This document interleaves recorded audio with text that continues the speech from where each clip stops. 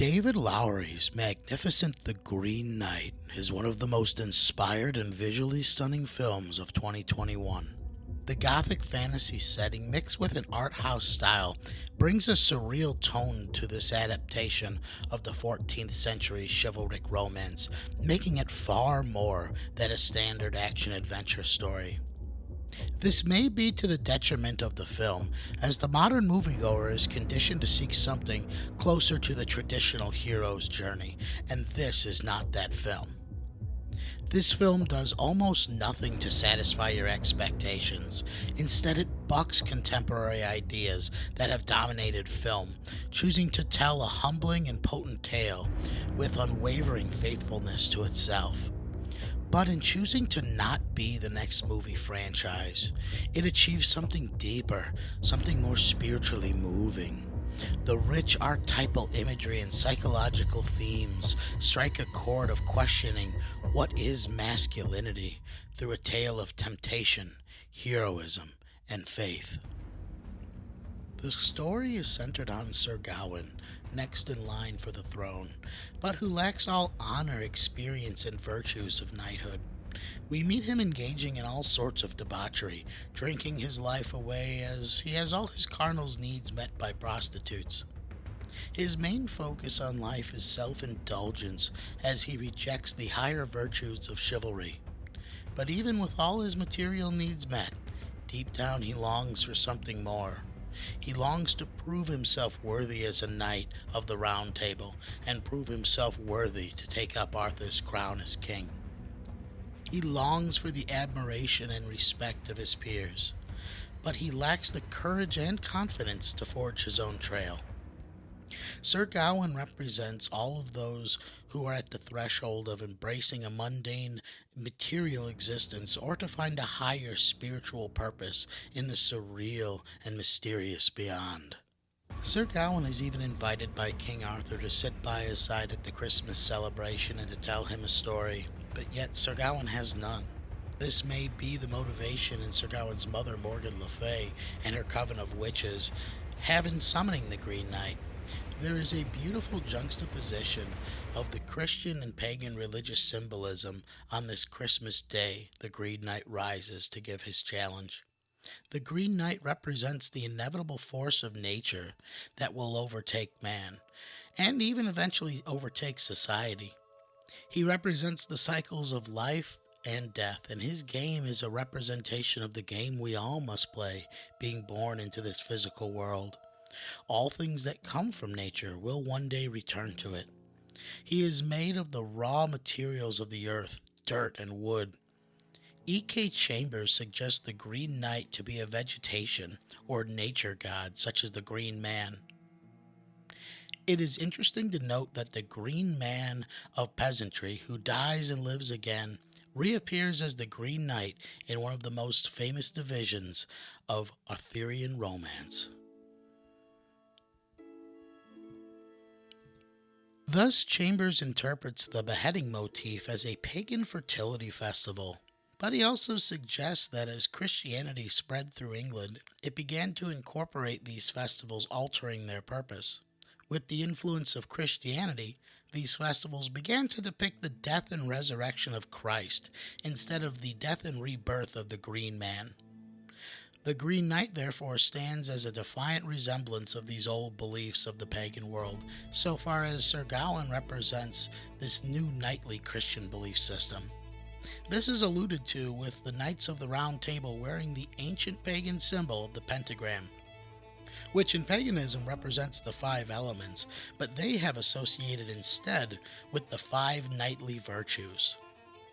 Both Christianity and paganism both adapt Christmas or the winter solstice as a means of expressing a version of the solar myth, represented by life, death, and rebirth of the sun, as represented in the changing of the seasons of the solar year. So the Green Knight appearing on the winter solstice when the sun is at its lowest point represents not only the death of last year, but the birth of a new one. Sir Gawain answers his challenge, but instead of a battle, the Green Knight kneels, accepting the fate Sir Gawain chooses. But Sir Gawain is not choosing it for the Green Knight, he is only choosing it for himself.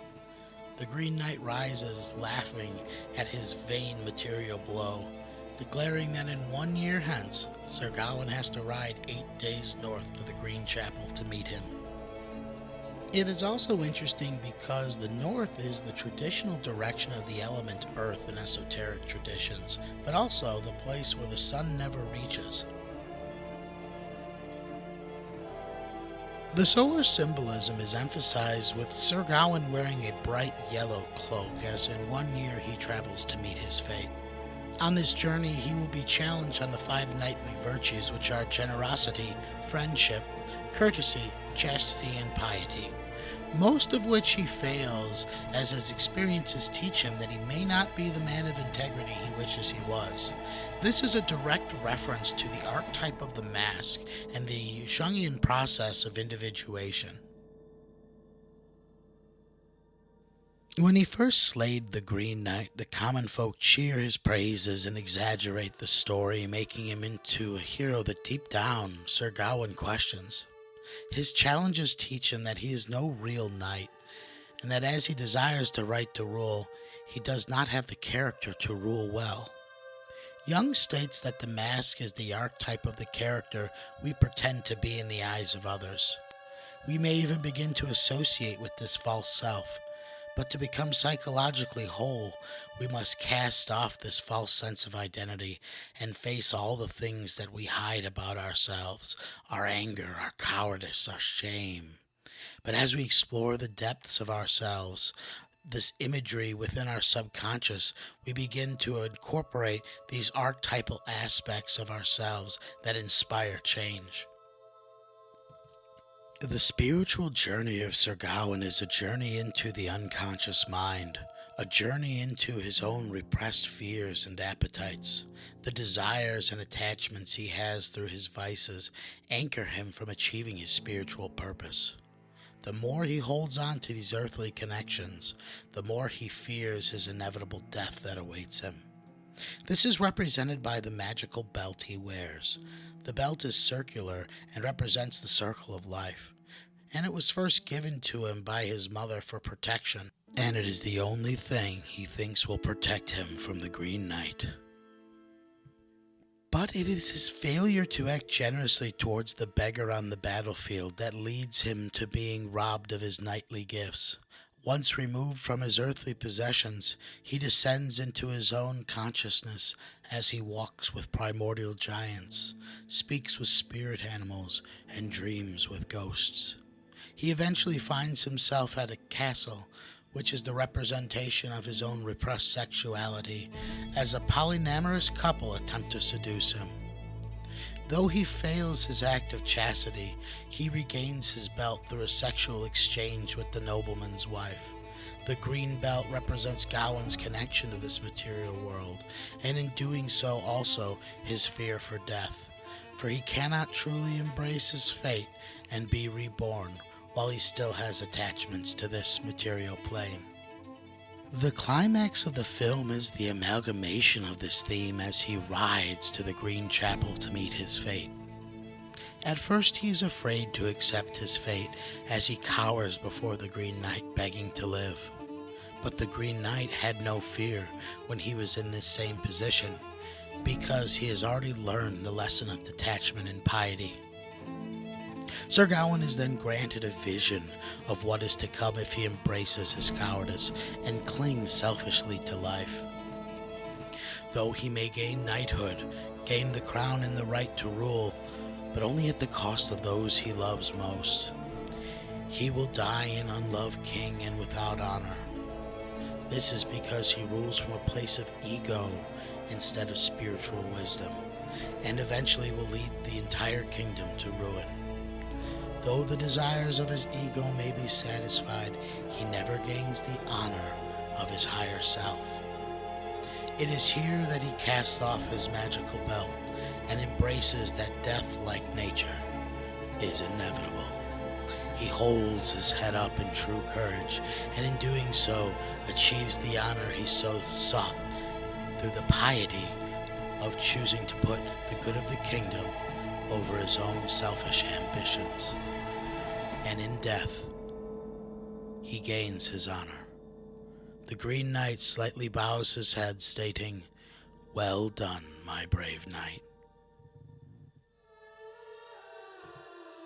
The Green Knight asks a lot of its viewers to stay engaged with what could be called a slow pace, to consider its complex themes, and to reflect upon its imagery and as aspects of ourselves.